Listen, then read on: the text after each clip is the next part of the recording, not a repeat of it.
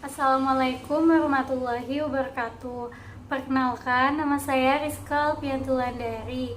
Di sini saya akan menjelaskan mengenai salah satu jenis dari teknik analisis data kualitatif, yaitu teknik analisis naratif. Pertama, saya akan menjelaskan mengenai pengertian analisis naratif. Teknik analisis naratif fokus bagaimana suatu cerita atau ide dikomunikasikan kepada seluruh bagian terkait seperti plot, narator, pembaca, tokoh, sudut pandang, waktu, dan tempat. Dan analisis naratif memusatkan perhatian pada teks secara keseluruhan untuk menguak dunia kisah yang disajikan pengarang sebagai suatu makna permukaan atau surface meaning. Materi selanjutnya yaitu mengenai keunggulan dan kelemahan dari analisis naratif. Pertama, kita akan membahas mengenai keunggulan dari analisis naratif terlebih dahulu. Yang pertama yaitu mampu memahami identitas dan pandangan seseorang, di mana maksudnya kemampuan dalam memahami identitas atau pandangan dunia seseorang yang mengacu pada cerita-cerita atau narasi yang disampaikan oleh subjek penelitian. Yang kedua yaitu mampu diaplikasikan pada beragam ilmu pengetahuan, di mana analisis naratif bisa mengacu pada tema tertentu yang terdapat pada teks atau wacana tertentu, atau teks yang biasanya digunakan dalam konteks atau bentuk penyelidikan kualitatif. Selanjutnya yaitu mengenai kelemahan dari analisis naratif, dimana yang pertama kelemahannya adalah seorang peneliti dalam analisis naratif harus memiliki pemahaman yang lebih baik. Nah, hal ini menjadi tantangan yang berat untuk seorang peneliti karena peneliti harus mempunyai pemahaman yang lebih baik untuk objek yang akan ditelitinya. Yang kedua yaitu adalah memiliki jangkauan responden yang sedikit. Dalam penelitian naratif, seorang peneliti harus mempunyai satu atau dua atau lebih yang akan dijadikan objek penelitiannya.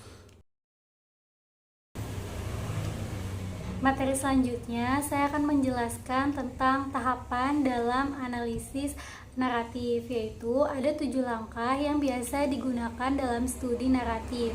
Langkah-langkah tersebut meliputi yang pertama adalah identifikasi masalah atau fenomena yang akan dieksplorasi, di mana identifikasi masalah akan mengarahkan tujuan untuk penelitian dan memungkinkan peneliti untuk memahami pribadi atau pengalaman sosial seorang individu. Langkah kedua yaitu pilih salah satu subjek penelitian untuk dipelajari atau lebih subjek. Nah, banyak studi naratif hanya meneliti satu individu saja, akan tetapi beberapa individu pun dapat dipelajari. Pilih individu yang dapat memberikan pemahaman tentang masalah yang dipilih atau materi yang dipilih.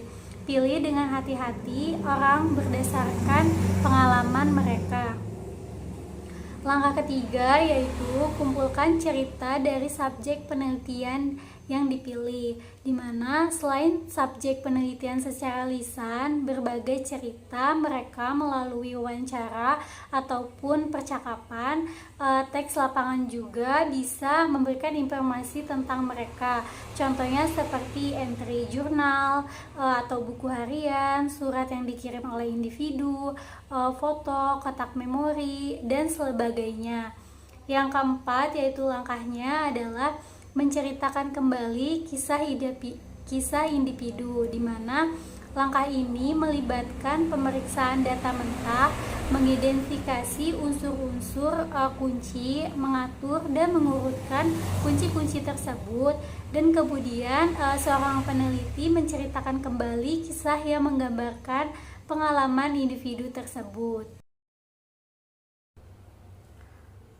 Tahapan selanjutnya yaitu langkah kelima, yaitu berkolaborasi dengan subjek penelitian atau pendongeng, di mana seluruh Proses pengumpulan cerita naratif melibatkan kolaborasi atau kerjasama antara peneliti dengan pendongeng untuk memastikan pengalaman subjek penelitian digambarkan secara akurat.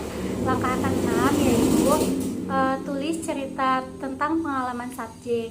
Nah, biasanya langkah terbesar dalam penelitian naratif merupakan pengalaman hidup subjek ditulis dalam sebuah cerita oleh peneliti, menyoroti tema spesifik yang muncul sepanjang cerita dan melibatkan bagian tentang terpenting penelitian naratif dapat membantu pembaca dalam memahaminya. Dan langkah terakhir yaitu tentang validasi keakuratan laporan. Nah, laporan yang akurat sangat penting untuk melestarikan cerita. Dengan begitu, berunding dengan individu atau subjek penelitian untuk mencari bukti yang sesuai akan melindungi kredibilitas cerita. Sekian materi yang telah saya sampaikan mengenai salah satu jenis teknik analisis data kualitatif, yaitu analisis naratif. Kurang dan lebihnya mohon maaf. Wabillahi taufiq wal hidayah. Wassalamualaikum warahmatullahi wabarakatuh.